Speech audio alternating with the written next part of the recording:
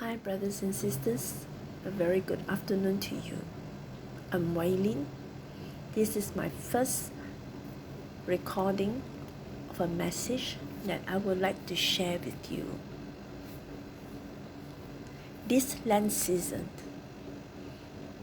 I prayed asking God what is His message to us, or rather to me.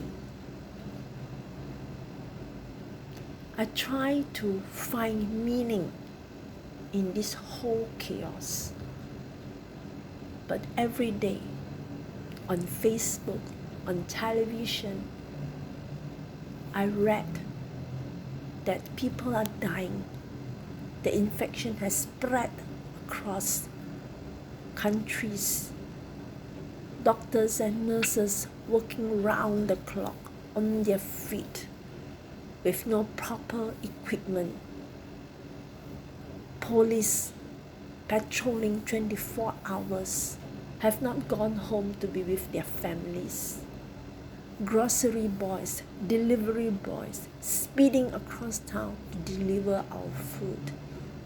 Supermarkets wiped clean of necessities.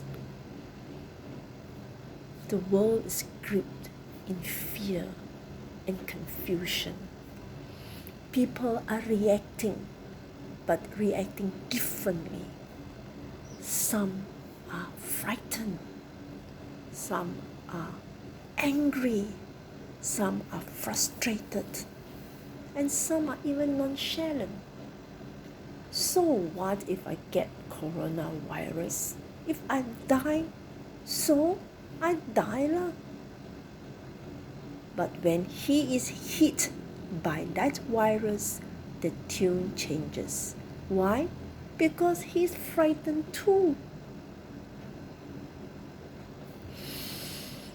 This is a time that we all should gather together and pray to encourage each other not to be frightened, but to put our trust in God. But we are unable. We are all at home. And today is Good Friday. What is the message? I understand many are becoming confused, hurt and angry that God is not doing something to stop the pandemic. People are dying. Yes, Lord, people are dying. People have become worthless everywhere. No proper barrier places. Doctors and nurses are on their feet, have not gone home, and they are and they are working in the hospital with no proper protection and equipment. Police on patrol 24 hours.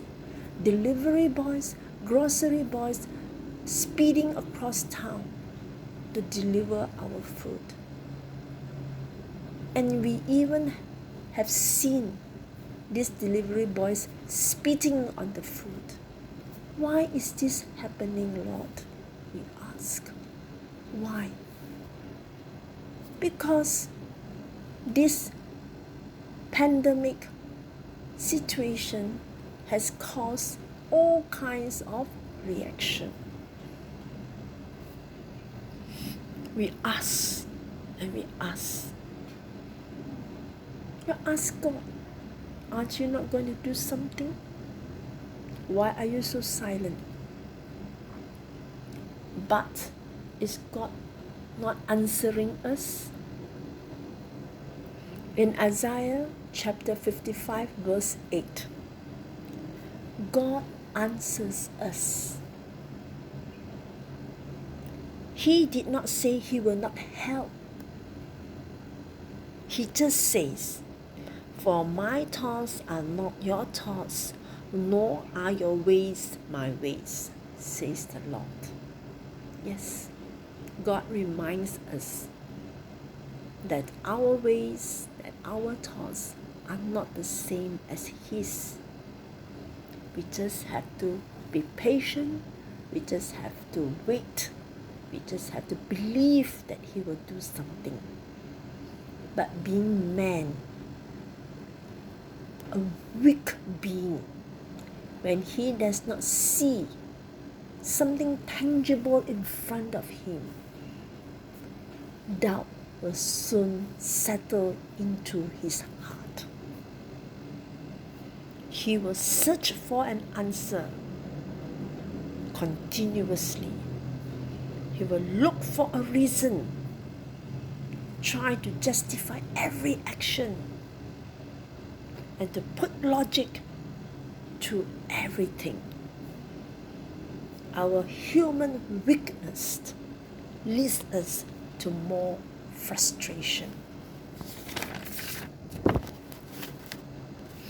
Now, let me point out one or two incidences that God has done that baffles us completely, like as if He's not answering us. But the answer is there. Lent season.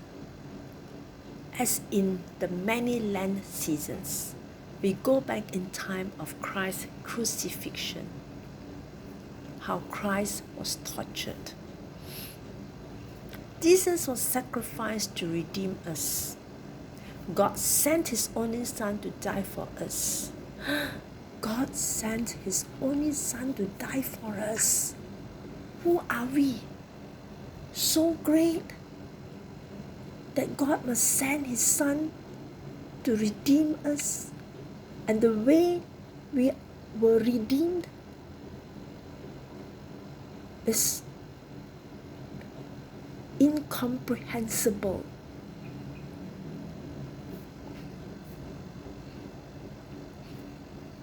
Does God really need to do this way? Does Jesus had to go through this suffering in the hands of man? It is an irony. These were the very people that God has sent Jesus to save. And these were the very people who crucified Christ. Can you understand?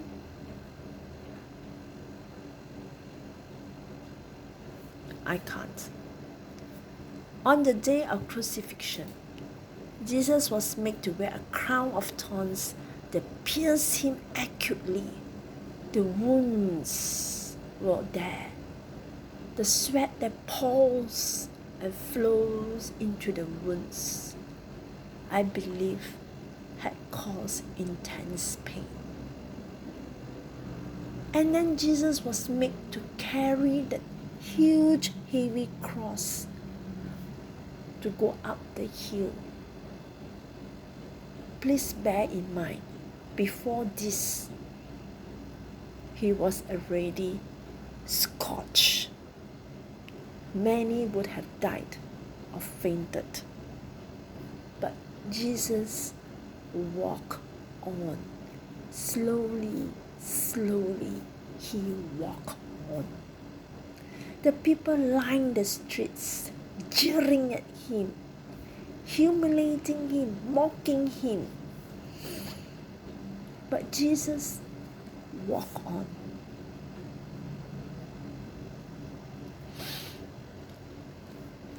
Can you truly fathom why did God allow His beloved Son to suffer in the hands of man? I cannot fathom. It makes no sense to me.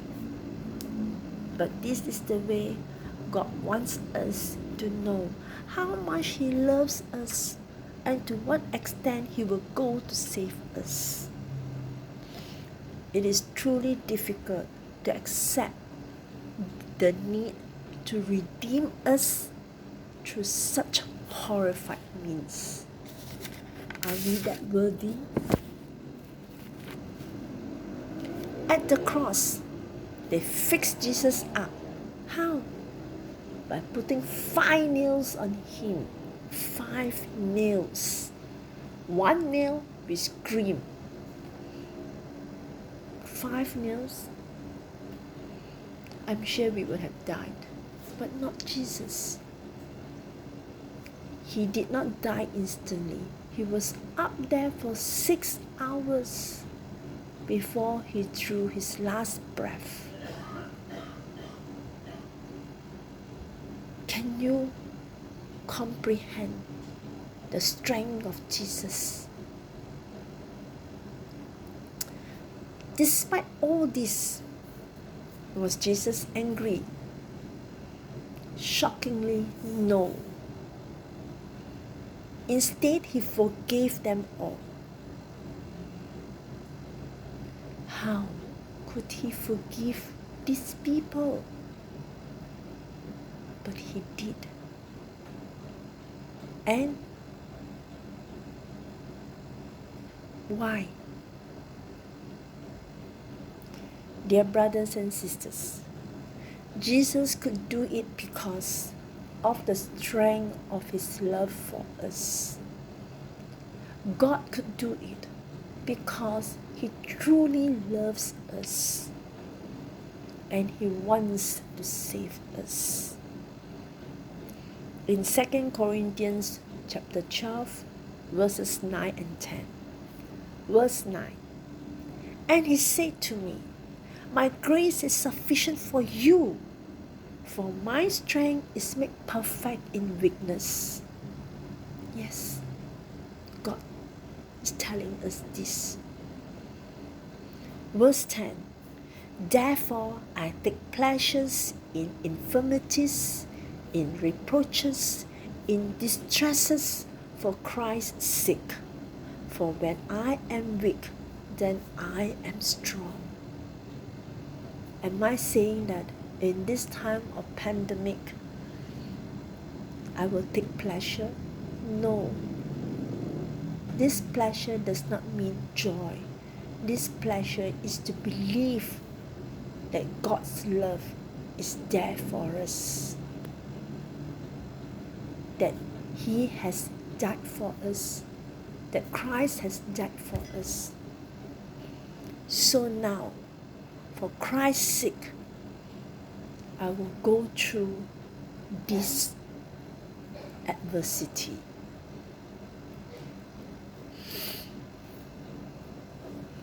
In this sorrowful time of pandemic, of Christ's crucifixion that happened so long ago, but it looks as if it had just happened, we find strength. The strength of God's love will give us the strength to rise above all adversities. Yes, through His strength, we become strong. Through His love, we become strong. And so God has answered me. 40 days later, He said, be strong. Dear brothers and sisters, let us be strong. Let us just trust God and believe in Him that He will see us through. Have a blessed Good Friday, dear brothers and sisters. Thank you.